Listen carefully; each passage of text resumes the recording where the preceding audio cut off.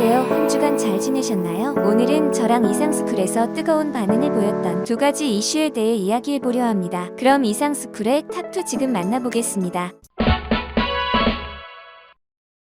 KF21 분담금 문제로 갈등을 빚고 있는 인도네시아가 현재 한국에 도움을 요청하기 시작했습니다. 얼마 전 조코 위도도 대통령이 방한을 하며 해당 사업에 더욱 관심이 쏠리는 모습입니다. 현재 인도네시아는 수도 이전 사업이 매우 절실하다며 자국의 수도 이전을 한국이 진행해주기를 바라고 있습니다.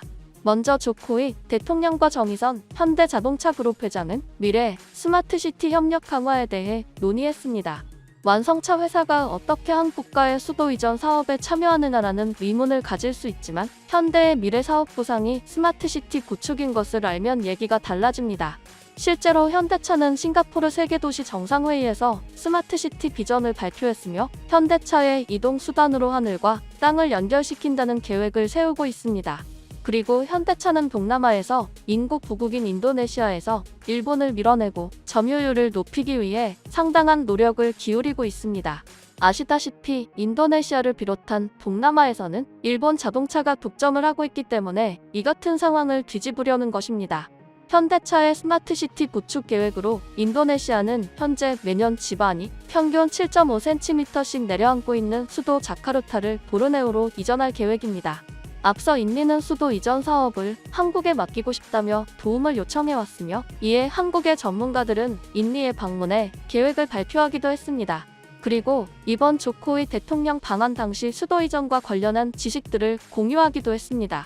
한국에서는 인도네시아가 40조 원에 육박하는 수도 이전 사업을 한국에 맡기는 모습을 보이자 협력을 하는 것입니다. 이에 현대차뿐 아니라 포스코도 인도네시아에서 철강 사업을 확대하고 신수도 건설 사업에 참여한다고 밝혔습니다. 지난달 28일 포스코는 35억 달러 사업 추진과 함께 신수도 건설 사업에도 참여한다고 전했습니다. 김학동 포스코 부회장은 인도네시아 정부와 크라카타우 스틸의 협력 속에 포스코 최초 해외 일관 제철소의 두 번째 고로를 건설하게 됐다며 크라카타우 포스코의 철강 사업은 물론 인도네시아 찔레곤 1000만 톤 철강 클러스터 비전 달성과 인도네시아 신수도 건설의 성공을 위해 노력하겠다고 말했습니다. 이에 인도네시아 정부는 크라카타우 포스코 고로 신설 등 철강 사업 확대와 신수도 건설 사업 관련 인허가 등 행정 절차 지원은 물론 세제 혜택을 포함한 투자 인센티브를 제공하겠다고 말했습니다. 그런데 인도네시아의 한국 기업들에 대한 이러한 모습은 어디서 본 듯한 모습인데요. 전기차의 메카로 거듭날 것을 밝힌 인리는 앞서 LG에너지 솔루션에 전기차 배터리 생산에 필요한 니켈 등 원자재를 가능한 만큼 지원하겠다고 했습니다. 인도네시아는 이렇게 자국에 가장 필요한 기술 협력에 대해서 매번 한국에 도움을 요청했습니다. 하지만 앞선 사업들에서는 그래도 인리와 좋은 협력을 유지하고 있는데 인리와는 다른 문제가 존재하죠. 바로 KF21 분담금 미납 문제입니다. 얼마 전에는 분담금을 현물로 지급하겠다고 했는데 결국 그마저도 내지 않았고 동시에 라팔 전투기와 F-15EX는 구입하는 모습을 보였습니다. 일각에서는 인리의 이러한 태도는 KF21의 능력과 성공 여부에 대해 믿음이 없는 것으로 판단하고 있습니다. 따라서 몇 년 후 완성작이 나온 이후에 성공 여부를 보고 나서 분담금을 납부하는 거 아니냐는 주장이 나오고 있습니다. 하지만 인리의 KF21을 향한 의심과 달리 얼마 전 KF21은 2차 비행까지 성공적으로 마쳤습니다. 특히 2차 시험 비행에서는 1차 때와 달리 처음으로 비행 중 랜딩 기어를 접었다 폈다를 수차례 반복하며 비행했습니다. 랜딩 기어를 접은 채 비행한 것은 전투기 엔진 개통의 안정성이 상당히 입증된 결과로 보인다며 전문가들은 전했습니다. 이처럼 인리와의 공동 개발로 시작했지만 거의 독자 개발이나 다름없어 아예 KF21 사업을 독자 추진하자는 말도 나오는 것이 사실입니다. 심지어 인리는 대우조선해양 잠수함에 대한 계약금도 지급하지 않고 있죠. 이에 한국 네티즌들은 KF21과 잠수함뿐 아니라 수도 이전, 자동차, 배터리 사업도 신중해야 한다는 반응을 보였습니다. 한편 인리가 유독 방산 분야에서 예상치 못한 모습을 보이자 미국도 당황하는 상황이 연출되고 있는데요.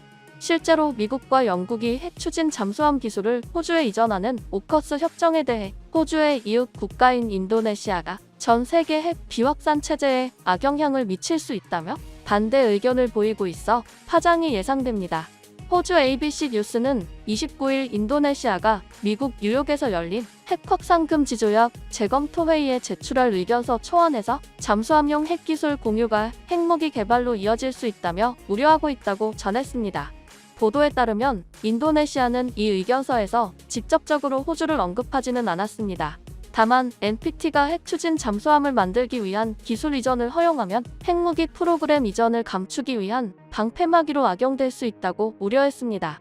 그런데 호주와 미국 입장에서는 당황스러운 게 이미 미국과 호주 양국이 협력을 했고 프랑스도 인정한 상황에서 인리가 갑자기 반발을 하는 것입니다. 그리고 호주의 지정학 위치상 중국을 견제하려면 장거리 잠수함이 필요해 사실상 무제한 잠수가 가능한 미국산 핵잠이 반드시 필요한데 인리가 반대 목소리를 내자 상당히 당황한 상황입니다. 어떻게 보면 인도네시아가 이러한 주장을 하는 것은 당연한 행보이기도 합니다. 전 세계 모든 나라가 핵잠이나 핵무기를 보유하게 된다면 국제 정세는 말할 수 없을 만큼 혼란스러울 것입니다. 그런데도 미국이 호주에 핵잠을 이전하는 이유는 러시아와 중국의 영향력이 거세지는 가운데 대륙과 가장 멀리 있으면서 미국의 최후 방북인 호주에 먼저 공유해 국제 정세를 살피겠다는 취지였습니다. 따라서 어느 국가보다도 핵 확산을 막던 미국이지만 혼란한 국제 정세에 따라 우방국들에는 관련 무기와 기술을 제공할 수 있다는 것입니다.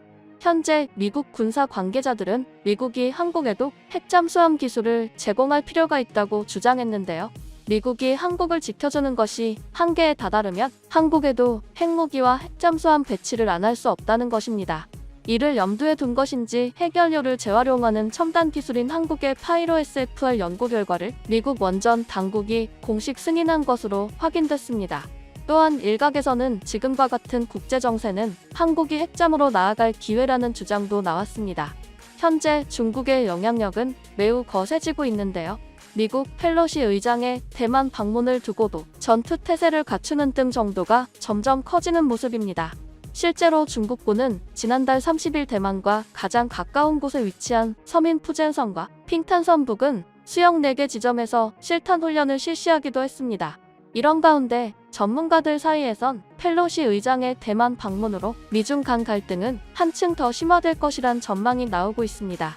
미중의 화살이 한국과 일본 등을 포함한 미국의 주요 동맹, 우방국으로 향할 우려가 있다는 관측이 제기되는 이유입니다. 한편 인도네시아는 왜 갑자기 미국과 호주를 향해 이러한 주장을 하는지 의문이 들긴 합니다.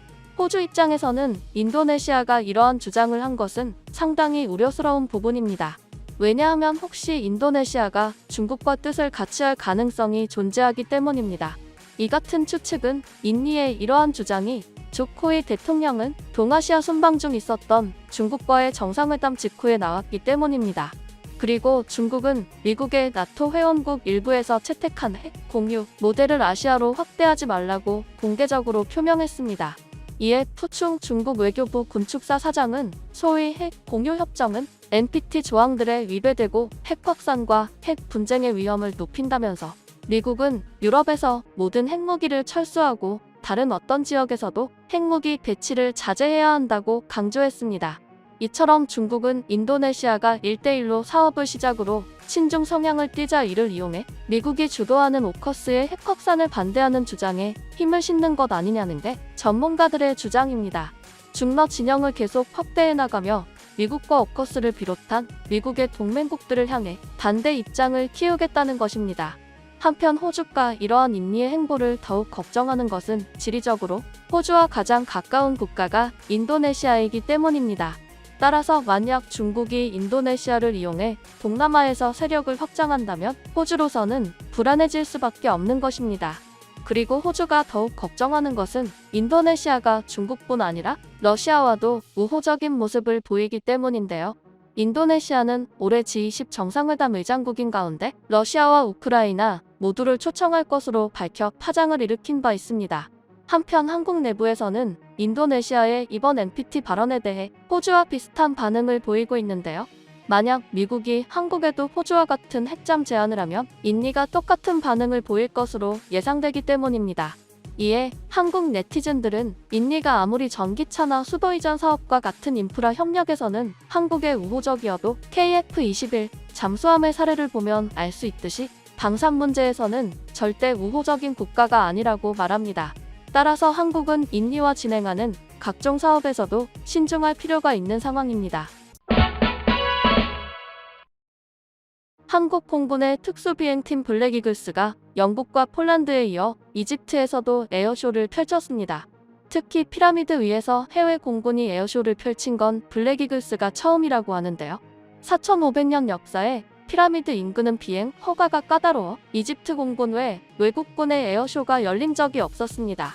이번 비행은 블랙이글스가 운용하는 T-50B에 전투 임무를 다한 FA-50 등 국산 항공기의 수출을 지원하기 위해 공군과 제작사인 한국항공우주산업 FA-50 도입을 검토 중인 이집트 공군이 공동으로 기획했습니다. 한편 이집트가 한국 공군을 첫 피라미드 에어쇼 파트너로 선정한 것은 한국 조종사와 항공기의 우수성을 인정하는 동시에 한국과의 방산 협력을 원하기 때문으로 알려져 주변국들의 부러움을 사고 있는데요. 심지어 T-50B와 FA-50을 넘어 시험 비행을 진행 중인 KF-21 보라매에 대해서도 구매 문의를 한 것으로 전해졌습니다. 먼저 올해 2월 K9 자주포의 이집트 수출 계약이 타결됐습니다. 당시 K9 자주포 수출 계약은 아시아, 유럽, 오세아니아 지역 수출에 이어 아프리카 지역 최초 수출로 전체 계약 금액이 2조 원 이상인 K9 자주포 최대 규모의 수출로 기록됐습니다. 이집트와의 K9 수출 계약은 기술 협력과 현지 생산 및 한이집트 간 포괄적 협력 동반자 관계로 양국의 관계 발전과 한국의 아프리카 시장 진출로 의미가 남달랐습니다. 이후 실제로 이집트는 아프리카 주변국들의 K9의 우수성을 알리며 홍보하고 나섰습니다. 그리고 국산 무기 도입을 대성공한 이집트 육군을 보며 이집트 공군도 한국 전투기를 주목해 이번 피라미드 상공 에어쇼를 진행한 것으로 알려졌습니다. 현재 이집트 공군은 고등훈련기 사업을 진행 중이며 2023년 기종 선정을 목표로 하고 있습니다. 특히 각종 훈련기의 잠재적인 소요가 100여 대에 달해 미국 다음으로 큰 시장이라는 평가를 받습니다. 그런 이집트의 공군은 원래 이탈리아의 M346을 운용해왔습니다. 그래서 주변국들은 이집트가 이탈리아의 M346을 추가 구매할 것으로 예상했습니다. 하지만 예상과 다르게 M346과 T-50이 경쟁을 펼칠 것으로 보이며 이집트가 대놓고 한국 블랙이글스의 에어쇼를 맡기며 T-50이 승기를 잡은 듯 보입니다. 이집트 공군의 전투기 도입 사업이 주목되는 이유는 이집트는 아프리카를 통틀어 가장 강력한 군을 가졌기 때문입니다. 이 때문에 전 세계 항공기업들은 이집트의 최초 전투기 사업에 뛰어들었습니다. 하지만 당시에는 M346이 선정되며 아쉬움을 맛봐야 했습니다. 원래 T-50과 M346은 서로 가장 강력한 라이벌 관계입니다. 기능적인 면만 본다면 M346이 T-50보다 떨어지지만 어디까지나 훈련용이기에 대부분의 국가들이 M346의 성능만으로 만족했고 그만큼 가격 경쟁력도 뛰어났습니다. 이에 M346은 현재 싱가포르, 그리스 등에서 운용되고 있습니다. 이처럼 T-50이 유럽과 아프리카 등 전 세계로 날아오르기 위해서는 M346을 꼭 넘어야 하는 상황입니다. 그러던 중 폴란드가 한국 방산 20조 원 규모를 계약 체결하자 전 세계의 흐름이 달라졌습니다. 폴란드가 단지 한국산 무기를 20조 원 규모를 체결한 것도 있지만 세계가 국산 전투기를 달리 본 이유는 따로 있었는데요. M346을 운용하던 폴란드의 마리오시 부하소차크 국방부 장관은 M346의 낮은 가동률과 높은 운용 유지 비용을 지적한 반면 한국의 FA-50은 아직까지 각국의 주력 전투기로 통하는 미국의 F-16과의 호환성이 상당히 뛰어나다고 극찬했습니다. 폴란드가 M346에 안 좋은 평가를 해 이탈리아로서는 당황했지만 이미 폴란드는 FA-50 계약서에 서명했습니다. 한편 이탈리아 M346은 앞서 아랍에미리트와의 협상에서도 협상이 돌연 중단되는 일을 겪었습니다. 당시 외신들은 UAE-군은 도입이 진행 중인 보잉 C-17, 로키드 마틴 C-130J 수송기 및 에어버스 밀리터리 A330, MRTT 공중급 요기 사업 등이 더 우선순위인 것 같다고 전했습니다. 따라서 그동안 UAE가 고등훈련기 사업을 끌어오면서 T-50 도입의 가능성이 자주 언급되었지만 카이와 T-50 골든이글이 UAE의 고등훈련기 플랫폼을 채택될 가능성은 매우 희박하고 이는 카이 관계자들도 인정하고 있다고 합니다. 그런데 갑자기 UAE의 고등훈련기 사업이 급물살을 타기 시작하며 카이에도 기회가 찾아왔습니다. 이에 올해 3월에는 모하메드 아흐메디 알 보아르디 UAE 국방 특임장관이 방한하기도 했습니다.